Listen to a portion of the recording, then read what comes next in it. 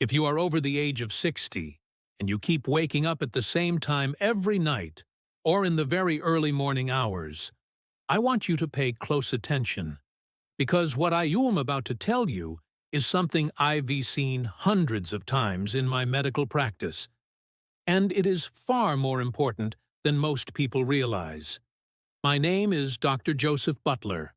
I'm a geriatric physician, and for more than 30 years I've worked with older adults who believed their sleep problems were harmless, normal, or simply part of getting older. In many cases, they were wrong. One of the most common things my patients say to me is this: "Doctor, I fall asleep without a problem, but I wake up every night around 2, 3, or 4 in the morning, and once I'm awake, my mind turns on and I can't go back to sleep." If that sounds familiar to you, please understand that you are not alone. Millions of adults over 60 experience this exact pattern. But here is the critical point most people miss.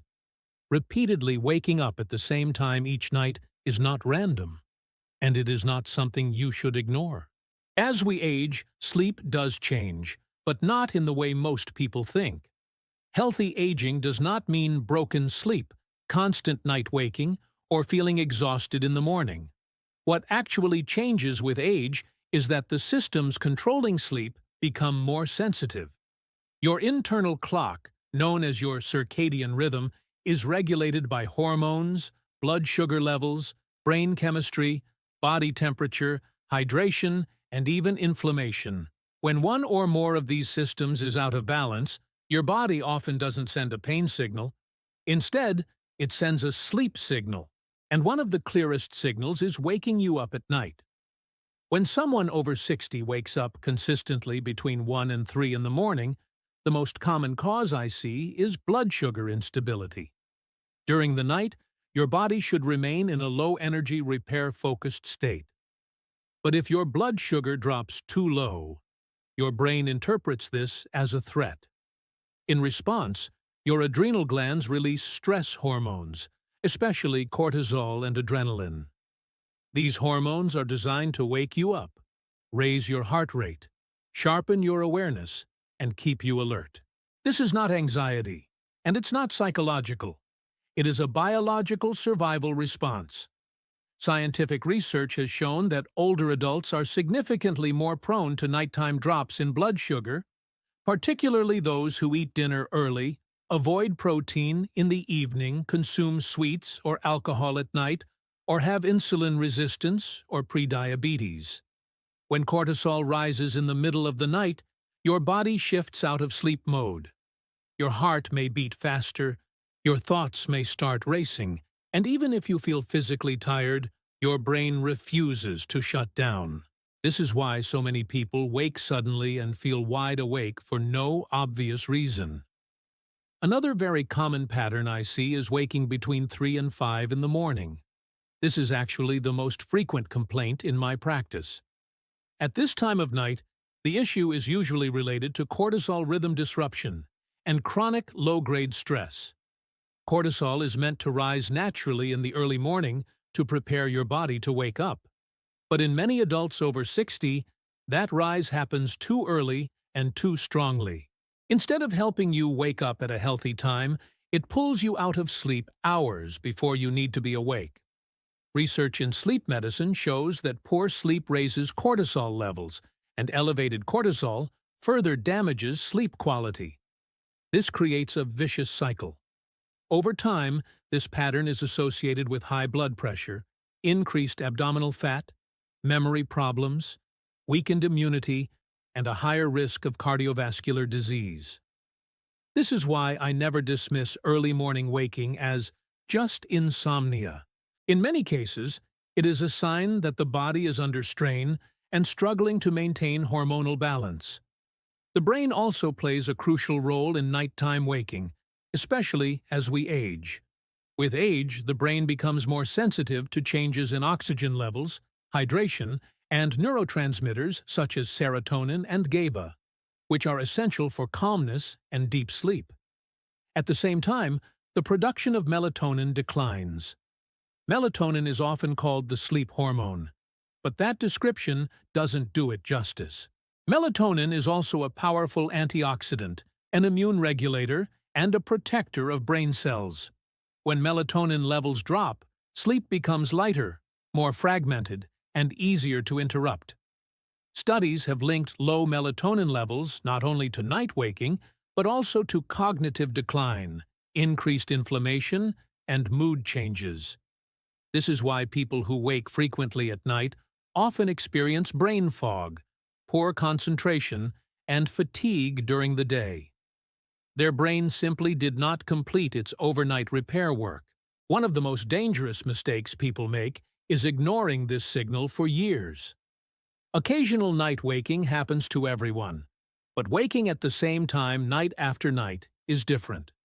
Long-term sleep fragmentation has been associated in large studies with increased risk of heart disease, worsening insulin resistance, faster cognitive decline, depression, and a weakened immune system.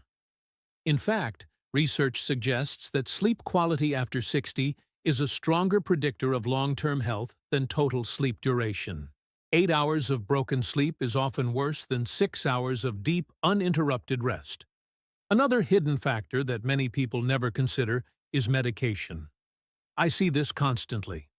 Blood pressure medications, diuretics, antidepressants, corticosteroids, and even some acid reflux medications can disrupt sleep architecture. Some affect hormone levels, others alter hydration or nervous system activity. Even medications taken in the morning can influence nighttime sleep. This is why I always tell my patients never to assume a prescription is neutral when it comes to sleep. Hydration is another overlooked issue. As we age, our sense of thirst weakens. Many adults over 60 go to bed mildly dehydrated without realizing it. Dehydration affects blood pressure regulation, heart rate, muscle function, and brain signaling. Research has shown that electrolyte imbalances, especially low magnesium and potassium, are strongly associated with sleep disturbances and early waking. This is not about drinking large amounts of water at night. It's about maintaining proper hydration and mineral balance throughout the day. Alcohol is another major contributor. Many people believe a glass of wine helps them sleep, and while alcohol can make you feel sleepy at first, it severely disrupts sleep later in the night. It suppresses REM sleep, fragments deep sleep, and causes a rebound release of cortisol several hours later. This rebound is exactly why so many people wake between 2 and 4 in the morning after drinking alcohol in the evening. This effect becomes stronger and more disruptive with age. There is also an emotional component to night waking, but it's not always conscious worry or anxiety. Chronic stress, even low-level stress that you may not be fully aware of, changes how the nervous system resets at night. The body remains in a semi-alert state, unable to fully relax. This is why approaches that calm the nervous system, not just the mind, are so effective for improving sleep. When your body wakes you up at night, it is not trying to punish you. It is trying to communicate. It may be asking for better blood sugar stability, improved hormone balance, reduced inflammation, proper nutrition, nervous system regulation, or a review of your medications. Sleep is not a luxury. It is a biological necessity for repair, memory, immunity, and healthy aging. The good news, and this is what gives me hope, is that in many cases this pattern can be improved or even reversed. I have seen patients regain deep, uninterrupted sleep well into their 70s and 80s by addressing the underlying causes rather than masking the symptoms. The earlier you listen to your body, the easier it is to restore balance. If you're listening to this and thinking, "That sounds exactly like me," I want you to know that you are not broken, and this is not inevitable. Your body is intelligent, and it is speaking to you. The question is whether you are willing to listen. If you are over 60 and waking up at the same time every night, do not dismiss it. Pay attention. Ask questions. Seek guidance. Sleep is one of the strongest predictors of long-term health and independence as we age, and it deserves to be protected. If this message helped you understand your body better, I invite you to subscribe to this channel. Here, we talk honestly about aging, health, and how to stay sharp, independent, and strong as the years go by. Feel free to share your experience in the comments. Do you wake up at a specific time at night? I read many of them personally. And I'll see you in the next video. Join us on Healthcare Seniors. Be part of our community and watch the next video.